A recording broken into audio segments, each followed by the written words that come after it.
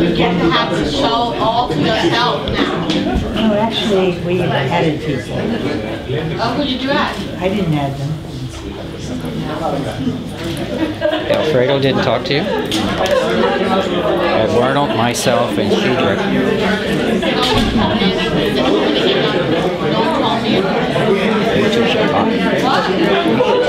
I'm taping. I'm taping. Okay, Eduardo. Shadri? Where's Shadri?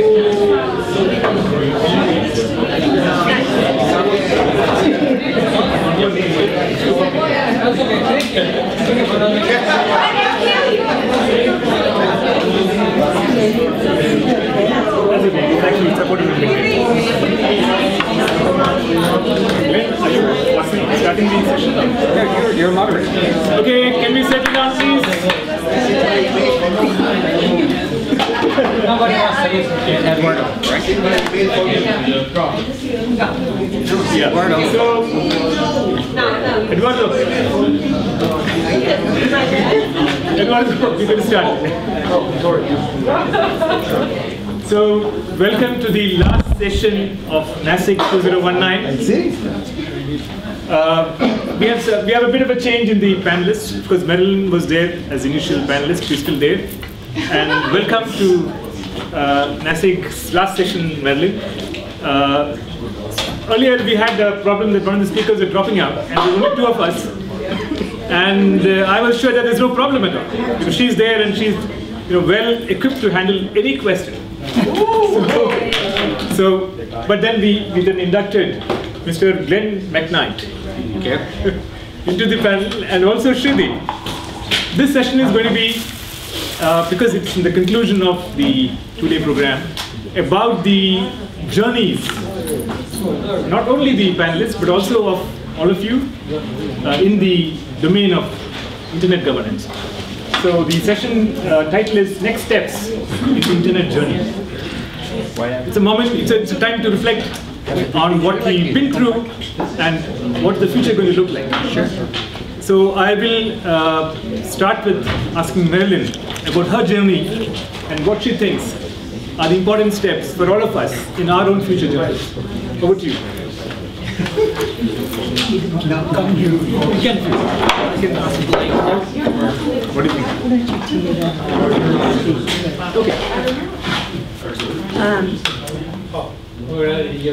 So, when I first used the internet, it was not called the internet. ICANN didn't exist. The IGF had never been heard of. I grew up on a farm in Missouri with no running water, no lights. Well, that's not true. We had lights in the barn because you had to see to milk the cows.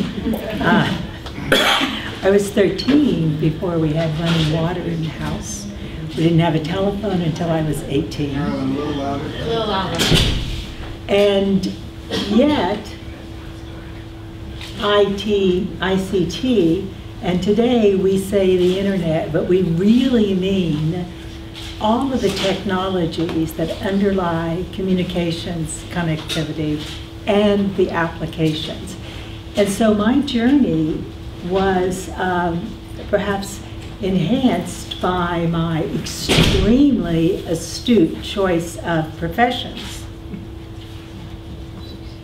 So I ended up being an executive manager at AT&T, and I started out being a child abuse neglect worker. I worked for state government for 10 years. I was unemployed for a year and a half and worked temp jobs. And then I was very fortunate to move into the high-tech sector.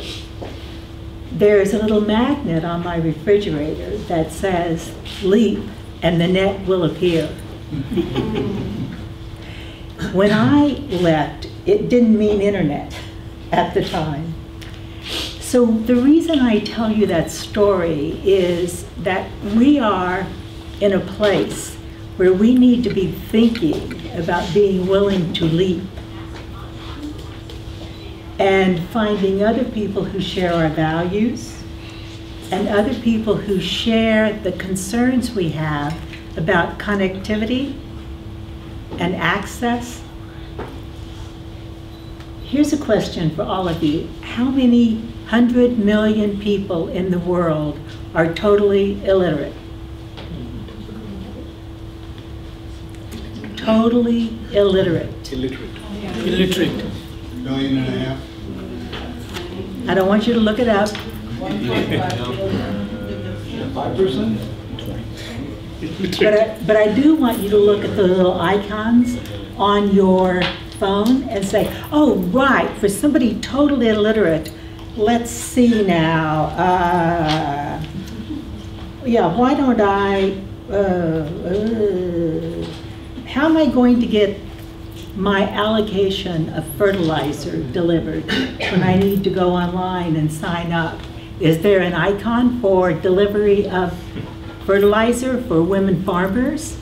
I don't think so.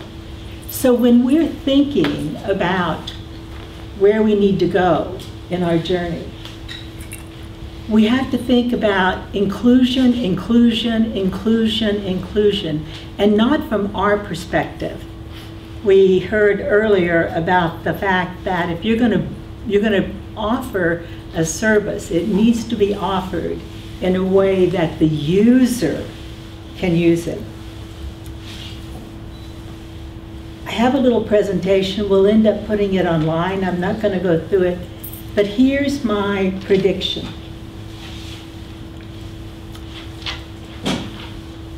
Well, let me say one other thing. One of the things I learned a long time ago, in my 10 years in state government, I was also the lobbyist for the state agency. So I worked with the House of Representatives and with the Senate in Missouri. And then when I moved to Washington, D.C., eventually and joined AT&T, I did a lot of Hill work. A lot of meetings, testimony, briefing members of Congress. We elect people, whatever country it is, whether it's at a local level or at a state level or at a larger level. We elect them because they're going to bring us good schools and education. They're going to bring us clean water. And then we ask them to pass laws that govern technology where many of us have engineering degrees in order to understand today's technology, let alone the future of technology, right? Mm-hmm. So, of course, the more important the internet and the online world is becoming, the more important it is for those parliamentarians to have resources and information and to know what works in governing that technology and what doesn't. It's easy to say multi-stakeholder, but it is hard to get their time. When you take a CEO from AT&T, one of the world's largest corporations at the time, to see the chair of the Senate committee, after all the preparatory briefings that you've done with the staff, your CEO gets 5 minutes with the chief of staff and 3 minutes with the senator. You better learn to give the elevator speech. And I think that's something we are bad at. We're bad at giving the relevant information quickly, succinctly, and about why it matters to them. In the last 2 years, we have seen a huge shift to 5 years ago. I have a chart, you'll see it, but it shows the engagement of intergovernmental organizations and then the think tanks and the technical community and then the business, civil society, etc. 5 years ago, I had 5 to 7 active entities in that category of government and IGO. There are over 27 today that I can name. So the more important, the more people who need to have access, the more important this technology and how it is used and how it affects their lives. And that means the more important it is for us to get our messages right and figure out how to stop colliding, which we're really good at, by the way, and think about how to cooperate. So here's my prediction for 2020. We all know that the UN has elevated their expressed interest in internet governance in achieving the Sustainable Development Goals.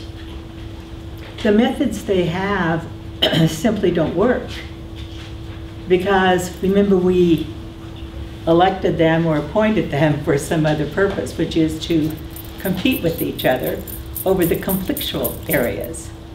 Now we need to figure out how to come up with the model for cooperation. 2020 will be the year of renewed and broadened government and intergovernmental engagement, including local, national, and all IGOs, not just the ones that you're most familiar with, like the ITU or UNESCO. So what? So what are we going to do to collaborate rather than collide? And I would say that there are resources that we're not tapping properly. Some of them are in this room. Some of them are not in this room and need to be in this room. It's almost like not just the North American School of Internet Governance, but also the crash course on how to be effective as a communicator, how to get your messages boiled up and not down, how to tell your message in a way that is so compelling that that decision maker, that key ambassador that you get a chance to talk to, that key deputy of an agency like FAO wants to pay attention. Earlier, Benjamin made reference to the Geospatial Data and Internet Conference that just took place in Ghana. And I was on the steering committee. We partnered with groups that you probably never think about. GODAN and the FAO, IASD and others, who we brought in over 800 or 900 new people interested in these issues who can make a difference. So we have a big challenge, and it's kind of like if we don't step up to it, then even the entities we're counting on, whether that's the ICANN or the ISOC chapter or a growing group of resources like the national level IGS, they're not going to be able to do their job if we aren't the engine and the power and the intellect. Other than that, you have nothing to do when you go home. Right. Thanks, Marilyn, for those words of wisdom. This whole movement from coalition to collaboration is the major point that she's raising. And of course, the importance of communication and being able to put your points across. We just heard about Glenn's own journey in China, but That was a good one. That was a nice one. but we will listen to him about his broader journey. So over to you, Glenn. 5 Okay, minutes. thank you. I got 5 minutes? 5 minutes. Okay. Last time I did a session with him, he told me I had 5 minutes, and then at 3 minutes he said, "You're done." So I didn't know Indian clocks went fast. So yeah, it was on blockchain, believe it or not. On blockchain for social good. Okay, every journey has to have a first step. And I don't have the industry stripes that you do, Marilyn, but I come from a degree, a master's in social anthropology, And many of these concepts of connectivity and social organization, and you know, these are seminal things that we talk about. And you know, a lot of the philosophy came from great thinkers, great philosophers that we used in or social and cultural analysis. And in many ways, it's been interesting. But I left it all behind me, and I've gone on to other stuff. But just on my ICANN journey, it started with the guy that was on video the other day, the curmudgeon. Remember the curmudgeon? Evan. Remember? Him and I worked together, the curmudgeon, I call him, and him and I worked 9 years with the Linux Professional Institute, and we implemented Linux certification around the world. And we created the Ubuntu certification and MySQL certification, and we were everywhere. And I got a lot of stories about China with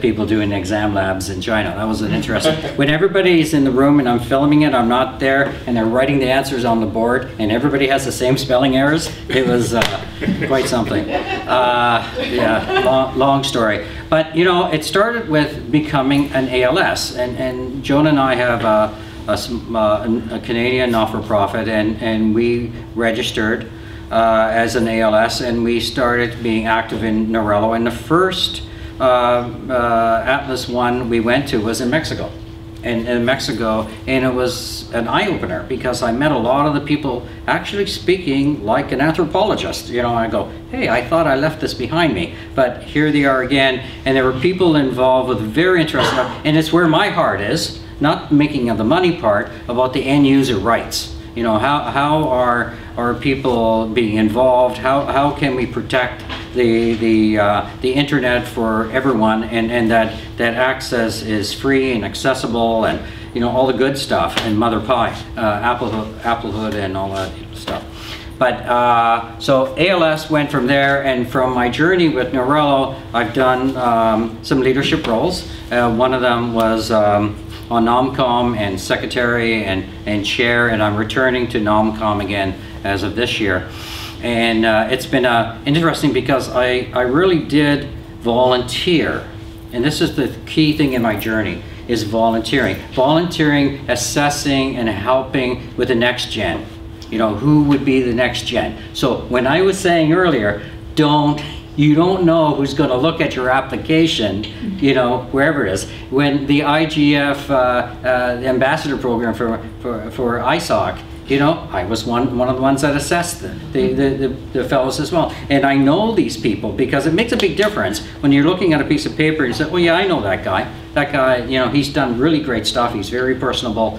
It makes a big difference. You know, you think it's all neutral, but not totally neutral, right? So, in the journey, being involved with Atlas 1, being involved with Atlas 2 in London, and now being involved with Atlas 3 has been a big chunk of my time. But I don't do just ICANN, because I think that's, somebody said it the other day, everything was about ICANN yesterday. And I said, okay folks, how many people are part of ISOC? And again today, I don't think we mentioned the word ICANN too many times, but where's my journey with You mentioned it a lot. We